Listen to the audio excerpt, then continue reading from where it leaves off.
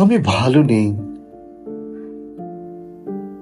আবৃত্তি করছি মোল্লা ওমর শরীফ। বেশ কিছুদিন হলো আমি হাসতে ভুলে গেছি। বেশ কিছুদিন হলো আমি কথা বলি না। বেলা বেলায় কাকতাড়ুয়ার মতো দাঁড়িয়ে থেকে সূর্য ওঠা কিংবা সূর্য ডুবতে দেখি না।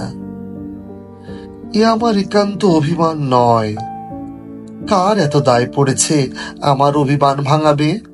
কার এত দায় পড়েছে আমি ক্ষুধার্ত কিনা একটি বার জিজ্ঞেস করবে?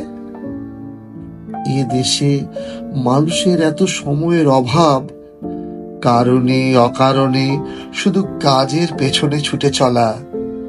জ্বর হয়েছে আর 7 দিন, অথচ কারো একটি বার সময় হলো না আমার মাথায় স্পর্শ করে দেখবার।